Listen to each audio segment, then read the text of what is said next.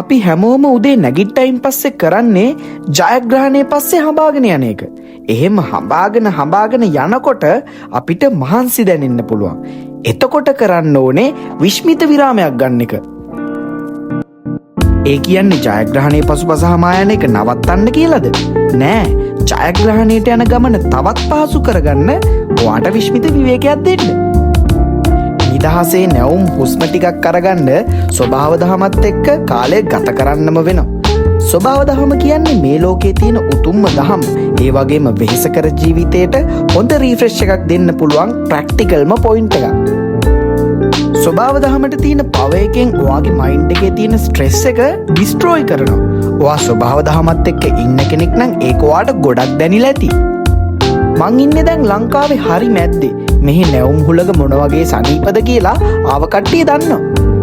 මට හිතෙනවා ලංකාවේ ඉපදුන අපි එක අතකට ගොඩක් වාසනාවන්තයි කියලා.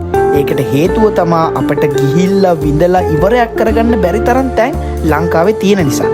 ඒත් මම වගකීමෙන් කියනවා තව ටිකකින් මං යනවා වගේ තැනක් ලංකාවේ වෙන කොහෙවත්ම නෑ කියලා. ඔයා මේ ලෝකෙට ආව දවසේ ඉඳන් මේ ලෝකෙන් යන දවස වෙනකන් කාලයට කියන්නේ ලයිෆ් ජර්නි එක කියලා. කාලය ගොඩක් සීමිතයි. තරගකාරීත්වයත් සෑහෙන්න වැඩි. ඒ හැම දෙයකම සැහැල්ලුවෙන් ශක්තිමත්ම මුහුණ දෙන එකට තමයි ජීවත් වෙනවා කියන්නේ. ජීවිතය කියන්නේත් හරියට මේ තැන වගේ.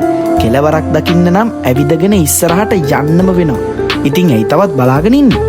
ජයග්‍රහණයට යන ගමනේදී විශ්මිත විරාමයක් ගන්න දැම්ම විසිට් කරන්න breeze7.com වෙබ්සයිට් එකට.